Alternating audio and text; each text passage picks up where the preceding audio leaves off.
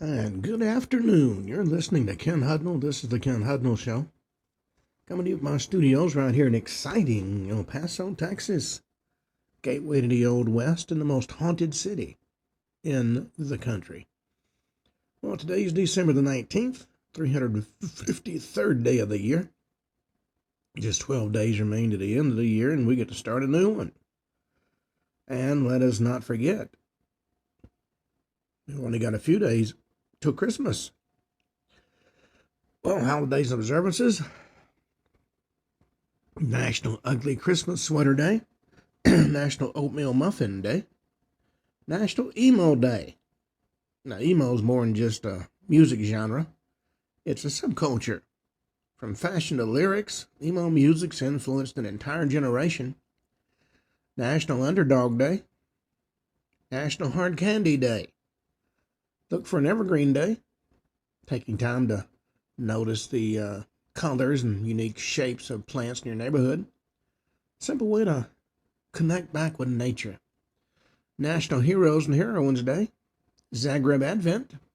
Hanukkah, the Festival of Lights. Time for family and delicious eats and stories that remind of us of hope's enduring glow in the darkest of times. Christmas Bird Count Week. Advent. Arctus Mundi and Saturnalia had its beginnings as a Roman festival honoring Saturn. Blue Christmas, while most people are at home opening presents and enjoying some good food, emergency workers are on duty, ensuring the safety of their communities over the holidays. Famous people born on this date: Ronan Farrow, Jake Gyllenhaal, and Alyssa Milano, one of the witches off Charmed, who went on to become a total airhead, unfortunately. Well, holidays observances. A foreign national suspected in the Brown shooting. The MIT murder as well. He was found dead in a storage unit, according to officials. Claudio Manuel Neves Valente, identified as Brown University and MIT shooting suspect. Authorities have identified the suspect in Saturday's mass shooting at Brown University. If you'll remember, that left 2 students dead and 9 injured during a finals week review session. Same man's believed to have carried out the murder of a renowned nuclear scientist at the Massachusetts Institute of Technology a few days before that. According to Providence Police, as I said, his name is Claudio Manuel Neves Valente. He's found dead Thursday evening. This was announced at a press briefing after law enforcement officers in tactical gear were seen outside a storage unit linked to him in Salem, New Hampshire. They were there for hours. Well, Neves Valente, 48 years old, was a Portuguese national and studied at Brown from the fall of 2000 to the spring of 2001 to study physics. That's according to Brown President Christina Paxson. Then he went on a leave of absence and ultimately withdrew from the university in 2003. A man with that same name was also terminated from a monitor position at the Instituto Superior Técnico in Portugal in 2000. That's according to school records. Authorities said they believe he's the same person as the killer. That's also the same university attended by the renowned MIT nuclear physics professor, Nuno Rico, who suffered fatal gunshot wounds Monday at his home in Massachusetts. That's about 50 miles from Brown. That's due to the short distance. That's why they think he was responsible for both deaths. Well, NOAA has announced a pause on immigration visa lottery that allowed alleged Brown shooter to enter the U.S. Man accused of committing the mass shooting at Brown entered the country under the Diversity Immigrant Visa Program lottery in 2017 and was given a green card. That's according to the Department of Homeland Security Secretary Kristi Noem. She said she's instructing U.S. Citizenship and Immigration Services to pause the visa program after President Trump gave her those directions. According to her statement, Brown University shooter Claudio Manuel Neves Valente entered the U.S. through the Diversity Lottery Immigrant Visa Program, DV1, in 2017, was granted a green card. The heinous individual has never been allowed into the country. Well, in 2017, President Trump tried to end the program after the devastating New York City truck ramming by ISIS terrorists who entered under the DV1 program and went on to murder 8 people. So she said, at President Trump's direction, I'm immediately directing USCIS to pause the DV1 program to ensure no more Americans are harmed by this disastrous program. Well, a Milwaukee County judge is found guilty of obstructing justice. If you remember, she's the one that helped undocumented immigrant hide from immigration. Happened during a courthouse incident. Jury found Milwaukee County Judge Hannah Dugan guilty of obstructing federal immigration agents during an attempt to serve a warrant at a courthouse earlier this year. She faces up to 5 years in prison on the felony obstruction count. She was arrested in April after helping Eduardo Flores Ruiz avoid plainclothes immigration and custom enforcement agents who were trying to serve him a warrant. Prosecutors said Dugan helped Flores Ruiz and his attorney exit her courtroom through a back door on April 18th after learning that ICE agents were in the building to arrest him. Well, according to a statement made by her defense team, we're disappointed in today's outcome. The failure of the prosecution to secure convictions on both counts demonstrates the opportunity we have to clear Judge Dugan's name and shows she didn't do anything wrong in this matter. The plan for this potential outcome in our defense of Judge Dugan is just beginning. This trial required considerable resources to prepare for, and public support for Judge Dugan's defense fund is critical as we prepare for the next phase of this defense. So she's asking the public to donate to help her fight the charges. Well, a top Mandami appointee dramatically quits after anti-Semitic post she made came to light. She was his newly named director of appointments, resigned Thursday after resurfaced social media posts showed she made anti-Semitic remarks. Catherine Monte de Costa, tapped to serve in the incoming New York City mayoral administration, stepped down after the Anti-Defamation League of New York, New Jersey raised concerns about her past online activity. The post, reportedly made between 2011 and 2012 on a now-deleted X account, included references to money-hungry Jews and the rich Jewish peeps and called for a Far Rockaway train, the Jew train. Her social media footprint includes posts from more than a decade ago that echo classic anti-Semitic tropes and otherwise demean Jewish people, according to the ADL. So she has stepped down from her appointment. Mandami, of course, knows nothing about it and doesn't want to really know anything about it. Well, the Islamic Republic is on the ropes. Time for President Trump and the Iranians to finish the job, according to Mike Pompeo. According to him, the Iranian regime is in dire straits. And thanks to the decisive action of President Trump and the State of Israel, the Islamic Republic is no longer the regional power it once was. Now faces crisis on every front. Iran's military infrastructure has been seriously degraded. Its illicit nuclear program has been severely decimated. Its network of proxies throughout the Middle East is disintegrating. Hezbollah is seriously diminished, and the Assad dynasty has collapsed. Iranian-backed militias in Iraq face a mounting political and public backlash, and Hamas is a shadow of its former self. And the domestic situation in Iran is also bleak. Thanks to chronic economic mismanagement, corruption, and international isolation, the economy is in shambles and country's running out of water. Lacking popular legitimacy and unable to deliver its people, the regime's only remaining instrument of control is rule by fear. So we'll see how long it takes for Iran to collapse. Well, Sylvester Stallone has broken down over a painful Oscar night memory despite a monumental Rocky success. He's reflecting on his relationship with his parents. 79-year-old star spoke about the success for Rocky, which won 3 Academy Awards, including Best Picture, during a recent interview with CBS News. Looking back on his triumphant night in 1977, Stallone admitted initially winning felt like a volcanic moment, and then it was very sad. He went on to share that his parents chose not to attend the ceremony, despite the fact the film that Stallone wrote and starred in been nominated for 10 awards. He said, "You want people that you love that denied you. Now you're here at the Oscars and they don't want to go." He got very emotional during this interview. He said, "You realize that at that moment that you're never going to come to terms with this.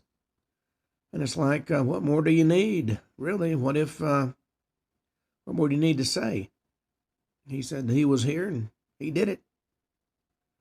Early in the interview, he shared that when his parents got divorced when he was 11, he went to live with his father, who was described in the interview as emotionally and physically abusive. And Stallone explained that living with his father was hard to navigate, especially for a rebellious kid like himself. Said he came to expect beatings, adding his father, when he used to whistle, I knew it was coming.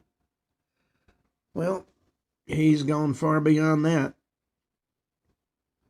Well, Rob Michelle Reiner spent years trying to save son Nick from addiction before their tragic murders. The couple reported spent years trying to help their son, who struggled with substance abuse. They remained committed to Nick Reiner for years, up until the couple were found dead inside their Brentwood home December 14th. And after days of unanswered questions, authorities charged Nick with double homicide. Despite his parents' efforts to help him, he continued to battle addiction over the years. 32-year-old also struggled with reality and the sense of entitlement, according to all reports. Nick wanted to live a life that didn't exist. One source told People magazine he was entitled. He didn't want to do any work, but expected to be loved the way the rest of his family was loved. His struggles appeared to begin at a young age. Interview with Fox News, his childhood yoga instructor recalled that it was just very, very intense, very hyperactive. Alana Zabel, author of A Chair in the Air, inspired by Nick, first started working with Michelle. They eventually began discussing just how much energy Nick had and how disruptive he was. According to Alana, she knew that Rob and Michelle did absolutely everything in their power and the resources they had to address all of them. Well, unfortunately, they were not successful. Well, next, NASCAR star Greg Biffle and family members were killed in North Carolina air crash. Greg Biffle, his wife and children were killed in a plane crash in North Carolina Thursday. That's according to Representative Richard Hudson, Republican of North Carolina.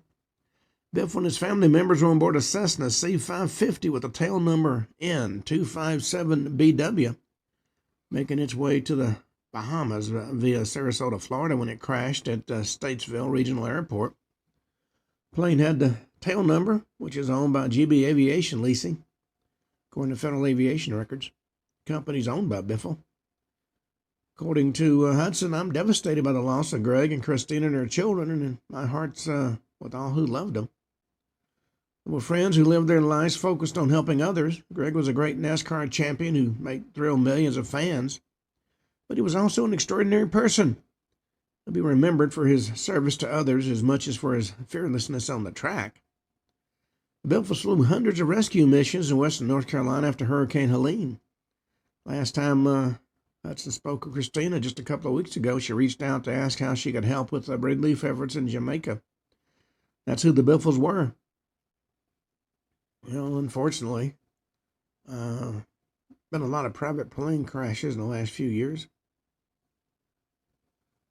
Well, the Seahawks' wild two-point conversion plays part in an electric victory over NFC West rival. Seattle Seahawks mastered the art of the two-point conversion on Thursday night as Sam Darnold led an incredible comeback against the Los Angeles Rams. Seahawks won 38-37 in what NFL fans were calling the game of the year. Darnold led the Seahawks on a 9-play, 65-yard drive that ended in a touchdown pass to Jackson Smith, the Jihad, to answer Matthew Stafford's touchdown pass to Puka Nakua to take the lead. Saddle went for 2 to win the game, and Darnold found tight end Eric Saubert wide open in the end zone for the win. The Saubert didn't receive a target the entire night, but when it counted, he did. Well, Erica Kirk has welcomed attendees to the first America Fest since her husband's death, and she went on to endorse J.D. Vance for the president in 2028. Of course, AOC thinks she is a shoo-in for the presidential nomination. She's, according to her, much smarter than Vance. Well, let's see. President Trump is taking important strategic steps to protect American consumers. According to this story, the soul of America lives not in the bureaucratic hallways of Washington, but around kitchen tables and in the fields and barns and pastures that make those kitchen tables possible. When the men and women who feed and fuel and clothe our nation are under strain, our whole republic feels the pressure. That's why the executive order President Trump signed December 6, targeting price fixing and anti-competitive behavior in our food supply chain, is more than a mere regulatory action. It's a line in the sand, and according to many, it's long overdue. For decades, foreign interests and corporate monopolies have tightened their grip on the very system that feeds us. And once again, President Trump is stepping up to defend it. After being sworn in at the beginning of this year, the same message has come from farmers and ranchers in every corner of this country. The last 4 years under President Biden were crushing, and the cost of doing business soared while commodity prices slumped. Inflation skyrocketed, yet the needs of those that produce our food were sidelined. And since 2020, seed costs have rose by 18%, fuel increased by 32%, fertilizer went up 37%, labor went up 47%, and interest expenses rose by 73%. And those numbers don't just strain budgets, they threaten the very fabric of our national security. Well, President Trump has been focused on providing both short-term as well as long-term solutions that are going to relieve the burden on our producers and secure our farm economy for generations to come. Well, we'll see if all that comes to pass. Well, President Trump has granted a lot of federal workers unprecedented 5-day holiday break with 2 extra days off around Christmas. He's giving most federal employees 2 additional days off for Christmas, according to an executive order signed Thursday afternoon. Federal employees affected by the order will be able to stay home for both December 24th and December 26th. For a lot of folks, this effectively creates a 5-day holiday break, including Christmas Day and the weekend. All executive departments and agencies of the federal government will be closed and their employees excused from duty on Wednesday, December 24th and Friday, December 26th. That's according to the executive order. Marks the first time in recent years that federal employees have received 2 extra days off around the holiday. While it's common for presidents to grant either the day before or the day after Christmas, granting both days is much less frequent. We'll see if folks are suitably grateful. Well, Sex and the City Republicans won't into the conservative tent. Alex Clark has something to say about that. So the question becomes, what does it mean to look or live like a conservative woman today? Alex Clark and Raquel DeBono have distinctly different answers. Fox News spoke with both women separately about how the right can better connect with young female voters and how competing visions of modern conservative womanhood are shaping the movement. It's important to note the two are not directly responding to each other's claims in the interviews. DeBono's from Canada, has lived in America for 10 years, currently in the process of becoming an American citizen while living in New York City. She's the organizer of Make America Hot Again and hosts parties in the city to help like-minded people on the right meat. Well, everybody has their own pet programs. We'll see how they all work out. Well, controversy grows as California forces schools to switch to athletics leagues that lets males and girls sports. California Department of Education has stood by its demand that the Tahoe Truckee Unified School District switch sports associations to a league that allows biological male trans athletes to compete in girls' sports. I don't know why California has this fascination with having males and female sports, but they do, and they have for some time. The switch would require the school to embark on a much longer and more treacherous road trips to competing schools, and critics say that it caused distress and safety concerns among students and parents both. Students would have to travel through California's Donna Pass, a 7,056-foot mountain pass. During winter, the pass is known for being dangerous due to extreme weather conditions like heavy snowfall, strong winds, and icy roads. The high elevation and frequent storms contribute to treacherous travel conditions, including the potential for avalanches. Well, let's see. Cheap Trick has defended Trump-hosted Kennedy Center performances as a tribute to Kiss. The rock band Cheap Trick released a statement defending its performance at the Kennedy Center Honors ceremony hosted by President Trump earlier this month. At the December 7th ceremony, Cheap Trick performed the song Rock and Roll All Night in tribute to the band Kiss, whose members are among the honorees for the night. After receiving some backlash from fans for performing at an event sponsored by Trump, the band took to Instagram on Wednesday to clarify the decision. It had nothing to do with politics, had more to do about honoring Kiss. Well, Tate McRae says she was shocked by Morgan Wallen's backlash and stands by the collaboration. Pop star Tate McRae is defending her decision to collaborate with country star Morgan Wallen. 22-year-old told Rolling Stone she was shocked by how much backlash followed. She said, "I didn't realize how much a song would be connected to all the other factors, and it really shocked me."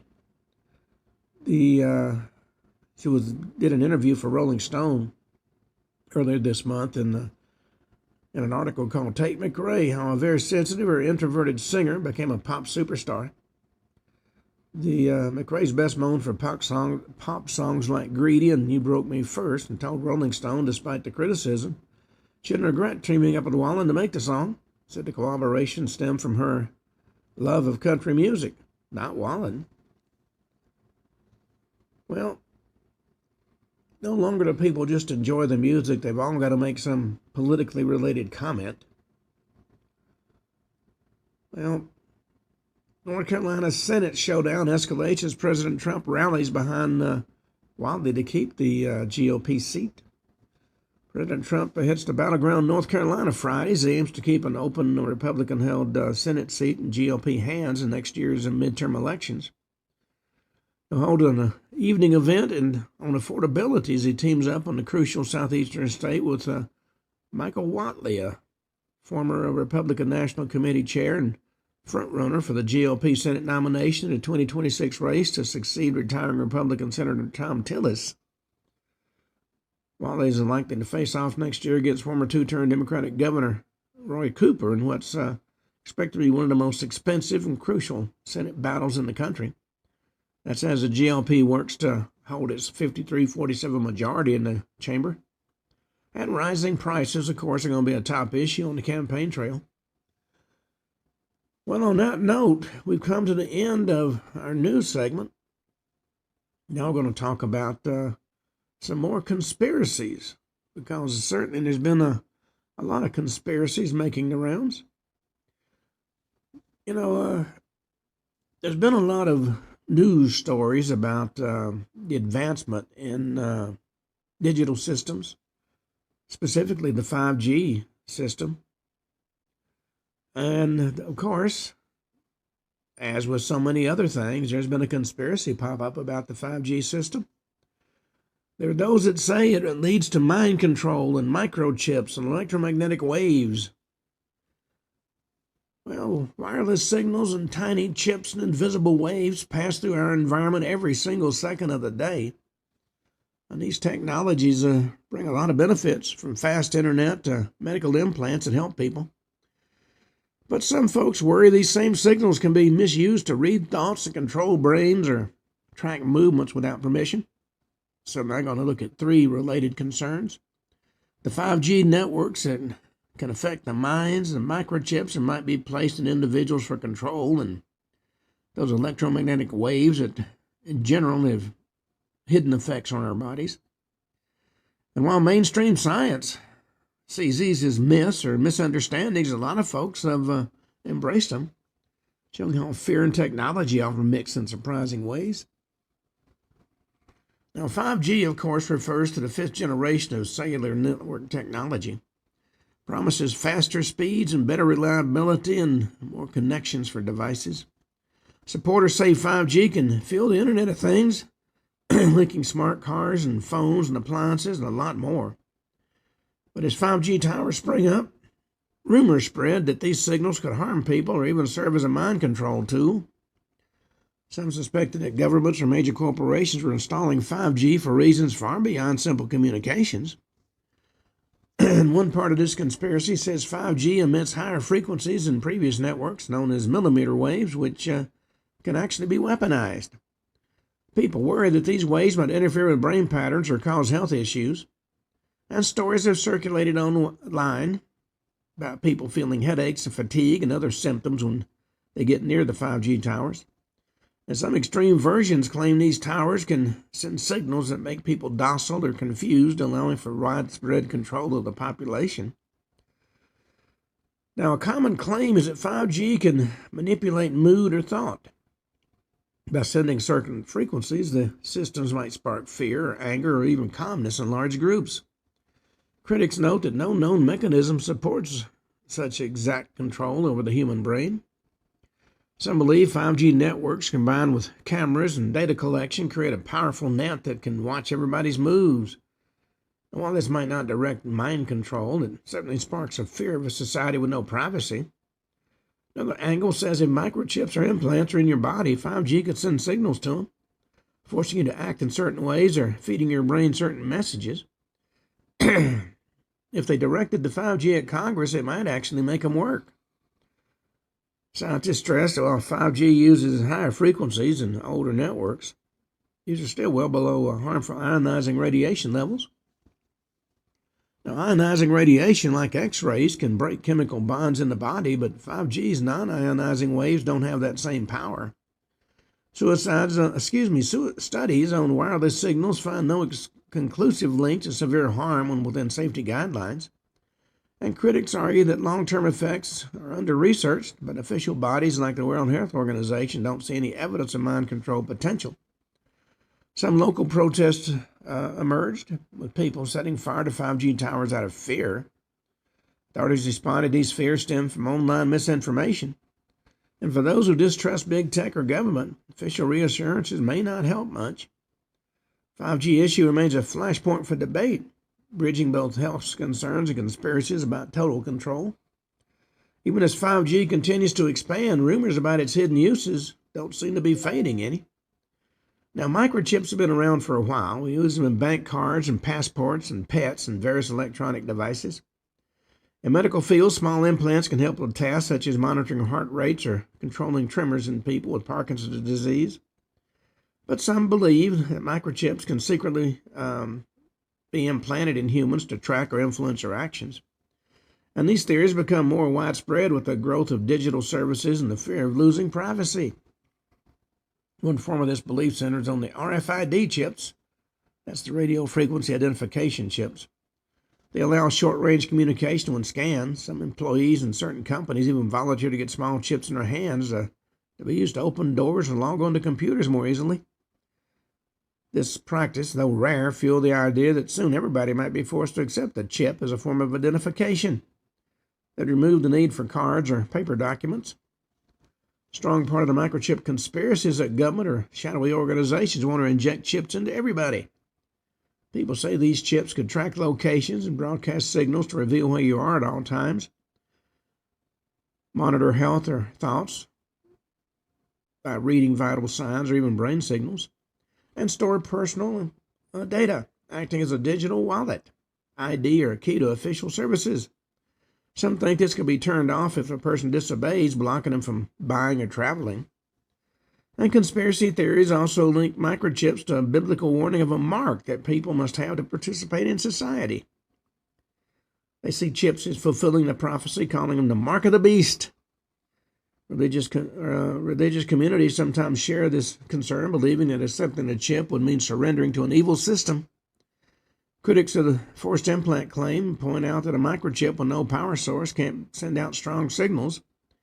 The range of passive RFID is very short, typically even inches or feet. To track somebody from afar would require active GPS transmitters, which needs a battery or a power supply. Fitting that into a small chip for the long term is not an easy job. Also, forcing billions of people to accept a chip would be a massive undertaking. And if such a plan does exist, it would likely be noticed by a lot of folks working on production, distribution, and health oversight. And while many find the idea extreme, actual companies do explore chip implants for convenience. This blurs lines between conspiracy and reality. People see real examples of employees waving a chipped hand to enter secure areas and wonder if such a test run for something bigger. Officially, these programs are optional, but as technology advances, the boundary between helpful tool and intrusive control might become less clear, fueling ongoing fear of a chip society. Well, electromagnetic waves are everywhere. Light's an EM wave, as are radio signals and microwaves and infrared radiation. We rely on them for communication and cooking and heating and a lot more. However, some conspiracies assert that certain EM waves, especially in the radio and microwave range, are deliberately used to control or even harm people. And this can include devices that beam signals at specific targets to cause pain, confusion, or mental disorientation. Maybe that's what's wrong with Congress. There's some real background to this. Governments have researched directed energy weapons for crowd control or disabling electronics. For example, the device might emit microwave pulses that cause a burning feeling on the skin. And this is publicly acknowledged technology, though rarely used on a wide scale. Conspiracy thinkers take this a step further, saying these EM weapons are used regularly, either for mind control or to weaken groups in subtle ways. People are also concerned about the broader impact of living with so many signals. Cell towers, Wi-Fi routers, and other EM sources fill our environment. Some claim to have electromagnetic hypersensitivity. They say they feel headaches and nausea or fatigue when they get near these devices.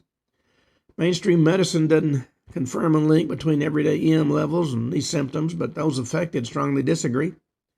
They say they feel better when far from modern electronics. And studies on EM waves have been going on for decades, looking for cancer risk or other harm. While high power or prolonged exposure to strong radiation can be harmful, everyday levels from phones and routers are generally seen as safe by major health organizations. Conspiracy advocates say the studies are not thorough and are influenced by corporate sponsors who want to hide the truth.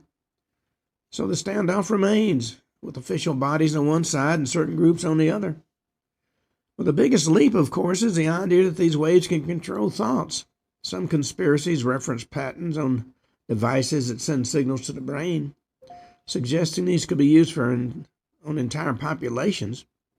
Certain technology does exist to stimulate brain activity, but it usually involves direct contact to precise implants that broad signals from a tower miles away. Critics say energy losses over distance will be huge, and the waves can't easily bypass skulls or scan to direct thoughts. Even so, stories do persist about targeted individuals who say they hear voices or experience forced behavior due to hidden EM transmitters. Mental health experts often see this as a form of paranoid thinking or a symptom of certain conditions. However, the people reporting it insist it's real. And this conflict between official science and personal testimony makes the issue very hard to resolve. To the victims, it feels like direct assault. To the doctors, it looks like an internal condition. Well, believers in 5G mind control, forced microchips, and EM wave weapons often tie these threats into one grand plan. They imagine a future where a few powerful groups build a network of towers that can both track and influence the population. Microchips in bodies would share data with the towers. EM waves could be adjusted to calm crowds or spark unrest. And if somebody disobeys, their chip might be shut off, leaving them unable to buy supplies and move freely through society. Mainstream experts say this scenario is more like a science fiction plot than reality. The level of coordination, resources, and technology needed to be staggering. Also, such a system would likely leak at many points. Thousands of engineers and workers would be needed to make it work. Still, for those who are wary of big tech companies or secret agencies, these theories offer an explanation for the push toward advanced wireless infrastructure and wearable or implantable tech.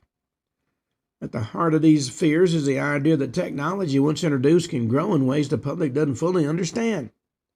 If phones track our locations, if cameras watch our streets, and if microchips can log our health data, it might be possible to create systems of control. Even without mind-manipulating waves, that data from these sources can be used by advertising companies and governments or even hackers. This doesn't require a mysterious method. Basic surveillance can still shape behavior. And another aspect, of course, is health. People might not fear direct brain programming, but do worry about cancer or other illnesses from new signals. And each generation of wireless tech has faced this concern. Some conspiracies mix the worry about diseases with the idea of direct mental influence. They see both as ways technology might harm the human body. Official guidelines maintain these frequencies are safe at standard power levels, but long-term studies continue to watch for any patterns that might pop up. And distrust in official statements also plays a huge part. If people believe that companies or leaders lie for profit, then reassurances about safety may sound very hollow. Real cases of unethical experiments in history add to that mistrust. Sometimes actual stories of advanced weapons or unethical data collection are revealed, which can make conspiracies about mind control or forced chipping seem less like far-fetched to the public. In reality, technology and ethics have to evolve together. Groups that monitor personal rights keep an eye on laws related to privacy and data and implants. Some governments have begun drafting rules about microchip use in workplaces, ensuring it's voluntary. And these steps might reduce conspiracy fears, but for others, any official policy is suspect. Tension between innovation and caution is likely to remain for a long time to come. Well, from mind control and conspiracies, let's talk about Bigfoot, Loch Ness Monster, even the Chupacabra. Legends of strange creatures have sparked curiosity across different cultures. People have shared stories of large hair-covered beasts, underwater monsters, and frightening animals that attack livestock. You see these stories in news reports, on TV shows, and in online forums where people debate whether these creatures are real or simply myths. Well, we're going to talk on the three widely known legends: Bigfoot, the Loch Ness Monster, and the one and only Chupacabra. Each one is described in a lot of sightings, footprints, photos, or videos. But mainstream science has found little proof they actually exist.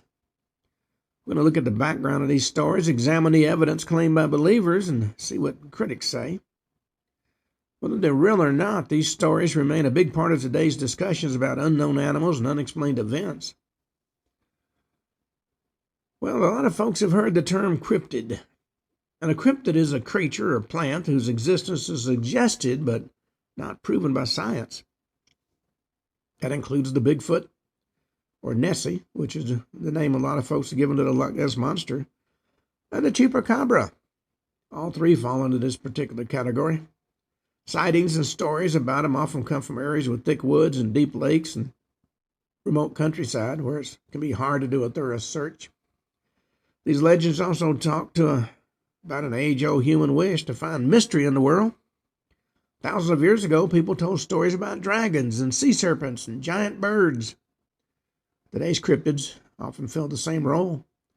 Even if we have scientific methods and global communication, there may be corners of the earth still left to be explored. And some folks hold on to the hope that new and amazing creatures are still waiting to be discovered. Supporters of these cryptid tales might argue that there are examples of real animals that were once dismissed as myth, like the okapi or the giant squid. And over time, explorers have found proof that these animals existed, even though early reports sounded unbelievable. Well, this history fuels the idea that Bigfoot, Nessie, or the Chupacabra may also turn out to be real. Skeptics, on the other hand, see the lack of strong evidence as a sign these creatures are just a product of legend or misidentification. So we're going to talk more about these three famous cryptids and why they've captured so much attention. We're going to start out talking about Bigfoot, one of the most recognizable legends in North America. Now, it's also known by several different names, such as the Sasquatch in parts of the Pacific Northwest. Creatures are commonly described as tall, hairy, ape-like. It's said to walk on two legs. Witnesses that can stand 7 to 9 feet tall and has footprints so large people began calling it Bigfoot. Stories of wild man-like figures living in the woods go back centuries among native tribes. Modern interest took off in the mid-20th century when media started printing accounts of footprints, sightings, and even shaky videos. One of the most well-known pieces of alleged evidence is the Patterson-Gimlin film shot in 1967. In this short clip, a tall, hairy figure appears to walk along a creek. Supporters claim that the creature's muscle movements, body shape, and steady gait are not consistent with a person in a costume. Critics so argue it could indeed be somebody wearing a costume. Attempts to analyze the film have never produced a clear conclusion. And beyond film, some people present large footprints with odd toe patterns, hair samples, or even audio recordings of howls they say come from Bigfoot. Laboratories have sometimes analyzed hair or DNA that turned out to belong to bears and wolves and other common animals. Tracks can be faked or misread, and no remains like bones or teeth have been found and confirmed to belong to an unknown ape. But year after year, there are new sightings that continue to surface. But eyewitness accounts describe the creature as shy. They say it keeps its distance from humans, often running away when seen. And some sightings come from people out camping or hiking who report sudden bad smells or strange calls or large footprints found around their camps. Others happen in wooded areas at night where shapes or outlines are harder to identify. And believers think Bigfoot might have a good sense of smell or hearing, allowing it to avoid roads or major towns. Skeptics note that it seems unlikely a large animal population can go undetected, especially near areas where people hike or live. Well, Bigfoot has appeared in movies and TV shows and a wide range of merchandise. Bigfoot festivals are sometimes held in certain regions, though not everybody who attends truly believes in the creature. Some see it as a lighthearted fun. Others are dedicated researchers who gather to share evidence and theories. Local businesses in forested areas may sell Bigfoot souvenirs and do guided tours into Sasquatch territory, even sharing local stories. This commercial side can also spark doubts, since critics say hoaxes might be done for financial gain or publicity. Beyond the controversy, and despite the controversy, Bigfoot remains a powerful icon of the unknown. The image of a tall, mysterious forest giant reminds us that the wilderness might still hold surprises. Whether Bigfoot exists or not, its legend shows how strongly people connect with the idea of undiscovered creatures. Some see it as a hope that nature can hide big secrets even in the modern age of GPS and smartphones. Well, from Bigfoot, let's talk about the Loch Ness Monster, also known as Nessie.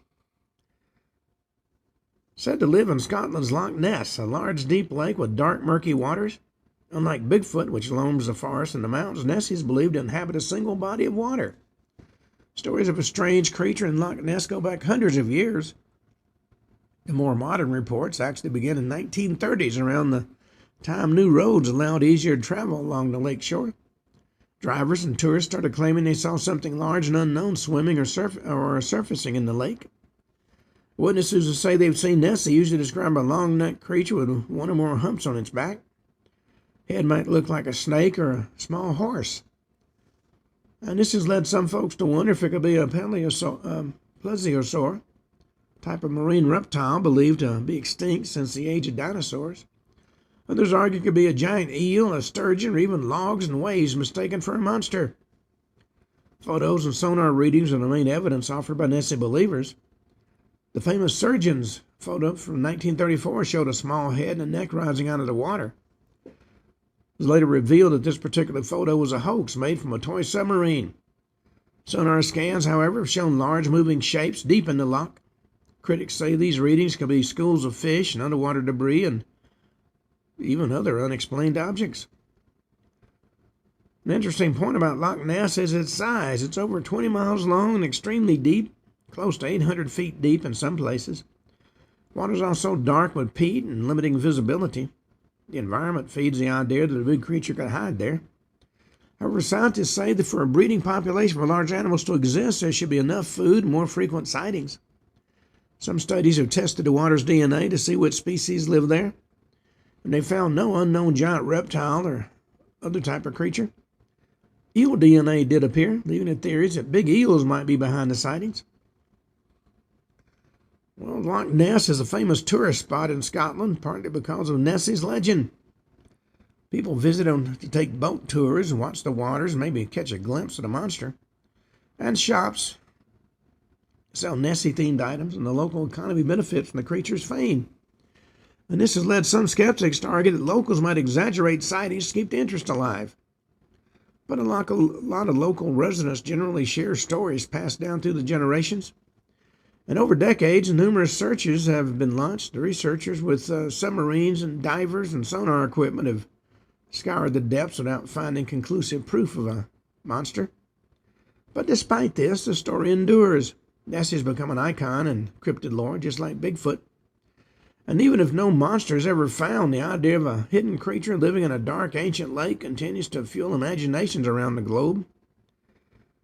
Well, from Nessie, let's talk about the goat sucker, also known as the Chupacabra. This legend originated more recently than Bigfoot or Nessie. And of course, Chupacabra is actually Spanish for goat sucker, referring to how it allegedly attacks livestock, especially goats, and drains their blood. Earliest reports come from Puerto Rico in the mid-1990s, where farmers found dead animals with strange puncture marks. Witnesses described a small lizard-like or alien-like beast with big eyes, sharp spikes along its back, and a foul odor. Soon stories spread throughout Latin America and the southern United States. Sometimes the Chupacabra is said to stand on 2 legs, sometimes 4. Others describe it as kangaroo-like, others as more dog-like. And the constant feature was that it supposedly preys on animals by biting the neck or chest to suck the blood. Well, over time, a lot of alleged Chupacabra bodies were found and examined. In most cases, they turned out to be dogs or coyotes or raccoons suffering from mange, a disease that causes hair loss and abnormal appearance. When these animals lose hair, their skin can look shriveled, giving them a strange, sometimes scary look. They may wander near farms in search of easy food. If they attack livestock, the wounds might seem unusual. But even so, some people insist that the real Chupacabra is something else. They argue that the sightings of hairless canines don't match older reports of a spiky reptilian creature. They believe the true Chupacabra remains elusive, while those mange-ridden animals are just mistaken for it. Critics respond his reptilian version was based largely on early witness descriptions or sensationalized news reports, and that memory can be unreliable. Over the years, legends changed to include dog-like forms because that's what people found in real life. Another angle focuses on vampire myths, which exist in many cultures. The idea of a creature that drinks blood from livestock is not new. Some see the Chupacabra as a modern version of older folk stories about demon-like beasts that roam the night. Difference here is a mention of alien-like features that might connect it to modern beliefs and extraterrestrials. Well, the Chupacabra quickly became a topic in Spanish-language TV shows, tabloids, and radio. It spread to English-speaking media as well, popping up in cartoons and films and documentaries. And with each new Chupacabra body, headlines appeared, drawing attention. However, most scientists concluded these bodies were wild canines with mange, which can explain why they look mutated or had unusual skin textures. DNA tests nearly always match known species. One reason the legend gained traction is fear. Farmers who lost goats or chickens wanted an explanation for what was happening. They saw a hairless, frightening creature that stood out. Even the name Chupacabra gained attention, seeming both exotic and scary. And over time, the image of a blood-sucking cryptid carved out of space in modern folklore, especially in places where livestock roam free. Well, you might ask yourselves why these stories actually persist. Bigfoot, the Loch Ness Monster, and the Chupacabra share one common thread. They spark a sense of wonder and a bit of fear. Each cryptid is said to live in a region that fosters these rumors, forests and lakes or rural farmland, and each is tied to sightings that might be hoaxes, misidentification, or unusual events. Persistence of these tales might come from local culture. Each creature has roots in local folklore and environment, making it feel special to the area. Or maybe media coverage, sensational headlines, and TV specials keep the stories alive, drawing more witnesses who then share their own experiences. Or there's also scientific possibility. Some supporters point to the discovery of new species and a reappearance of creatures once thought extinct, arguing these cryptids might be the same way. And, of course, there's the desire for mystery. Many like the idea not everything's explained. Cryptids could be living proof that the world still holds secrets. Well, skeptics normally point out to the absence of strong proof. No confirmed specimens have been caught. Consistent DNA evidence or fully credible photos exist. They also note in a world of trail cameras, drones, and constant phone recordings, real evidence of these creatures would likely have surfaced. Still, the lack of a clear answer keeps the debate going. Could it be these creatures are extra cautious or exist in very small numbers? Believers, of course, say yes. Critics say no. It's just a story. The other factors that when a mystery is investigated, each new clue that turns out to be false can still fuel belief in the cryptid itself. People simply say that one was fake, but the real creature's still out there. This cycle's repeated for decades in Bigfoot and Nessie research. A hoax footprint or fake photo doesn't mean the end of the legend. Sometimes make true believers more determined ever to find the genuine evidence. Well, turning from strange creatures, I just finished my newest book called An American Coup, The Assassination of JFK. Well, the JFK assassination, mysterious substances, and government brainwashing are routinely in the news. And now we're going to move into this different realm of conspiracy discussions, one focused on real historical events, hush-hush experiments, and alleged attempts to influence or control thoughts. The assassination of President Kennedy, which took place in November 1963, shocked the U.S. and the world, leading to decades of suspicion about who was truly behind it. Reports of unknown chemicals or secret research has also led people to suspect that authorities carry out hidden trials or develop ways of manipulating minds. And some stories point to the use of LSD and airborne toxins, even microwave beams for covert operations. So we're going to talk about these three major topics: the controversies about the JFK assassination, mysterious substances rumored to be used by agencies, and alleged government brainwashing programs. Now, each of these subjects has sparked fierce debate, official denials, and, of course, ongoing fascination. Well, it was on November 22nd, 1963, in Dallas, Texas, that President John F. Kennedy was shot and killed. Lee Harvey Oswald was arrested and charged with the crime, but he himself was killed 2 days later by Jack Ruby. Official investigation known as the Warren Commission concluded Oswald acted alone.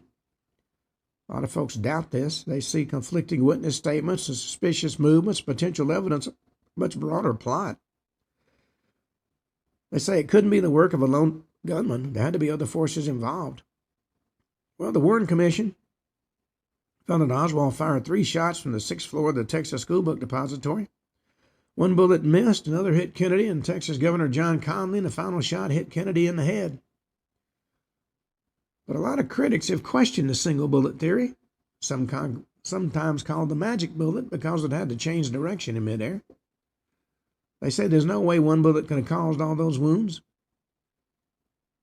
given the position of Kennedy and Connally. And conspiracy theorists point to alleged sightings of gunmen on the grassy knoll, a small hill in front of Kennedy's limousine. Witnesses claim to have heard shots from that direction. Some videos of the assassination appeared to suggest Kennedy's head moved in a way that indicated a frontal shot. U.S. House Select Committee on Assassination later concluded Kennedy was probably assassinated as a result of a conspiracy, though it did not name who else that they thought might be involved. Over the years, other suspected culprits have included the CIA, the Mafia, Cuban exiles, or even Vice President Johnson himself. The idea is that Kennedy had many enemies because of his position on Cuba. There's talk about breaking secret societies or changes he was making in government. And the release of previously classified files continues to trickle out. While none is offered a smoking gun, so to speak, every new detail sparks fresh discussion. And the involvement of Jack Ruby in shooting Oswald on live TV does raise a lot of questions. Ruby claimed he acted out of rage over Kennedy's death, but conspiracy theorists think he wanted to silence Oswald. They point to Ruby's ties to nightclub operations and possible mafia connections. The timing of his actions and his subsequent death from cancer in 1967 fuel more rumors he was part of a larger plan to keep Oswald from testifying. Even decades later, a lot of polls show many Americans suspect a cover-up. Films and books and documentaries about the JFK assassination continues to appear, each offering new angles. And if you go to Amazon Kindle, download An American Coup, you'll get a new look on certain aspects. Mainstream historians still lean toward Oswald as a lone gunman, while acknowledging the case's bizarre nature does leave room for doubt. And the fact that critical documents remain classified or heavily redacted only stokes the public's interest. Well, from the Kennedy assassination, that's turned to what's referred to as mysterious substances. Beyond high-profile murders and secret testing of unusual chemicals has been a recurring theme in conspiracy circles. People always ask, has the government ever released unknown substances into the environment? They tested mind-altering drugs on unsuspecting populations. And bits of truth do exist in programs like MKUltra or experiments on soldiers with LSD. And these real-life events shape the belief that there could be more hidden trials still undiscovered. Well, the MKUltra was a CIA program that began in the 1950s. It claimed to study methods of mind control, interrogation, and behavior modification using drugs and other techniques. And LSD, hallucinogen, was a key focus, as researchers thought it might help break down a person's mental defenses. Documents later revealed that some experiments were done on subjects who did not know they were being drugged. This led to serious ethical and legal concerns when the truth came out in the 1970s.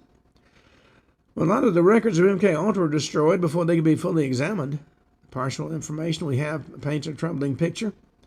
Testing LSD on mental hospital patients, giving the drug to people at bars, or using hypnosis in combination with the chemicals. These revelations confirm that at least some members of the U.S. intelligence community were willing to try extreme methods to gain a perceived edge during the Cold War. And conspiracy theories and theorists believe such programs never ended, but even became even more secretive. Though the point of concern involves claims that governments have released chemicals into the air or water to study their effects on the public. We talked about that earlier with the chemtrails. Some refer to declassified projects where small amounts of certain agents were sprayed in cities to track how they disperse. One example is Operation Sea Spray in 1950, when the U.S. Navy released a supposedly harmless bacterium near San Francisco to see how far it would spread. Few people became ill, raising the possibility of unintended harm. People also discuss allegations of secret vaccines or tampering with public water supplies. And although official bodies usually deny these claims, past unethical research leads some to remain suspicious. For instance, the Tuskegee syphilis study and other events showed that government-backed experiments can hide details from the participants and the public. This history fosters a sense of it happened before it could happen again. Well, on that note, we've run out of time. We'll finish up on Monday because today is Friday. And we've got just a few days till Christmas. So until Monday, this is Ken Hudnall for the Ken Hudnall Show saying have a truly great weekend.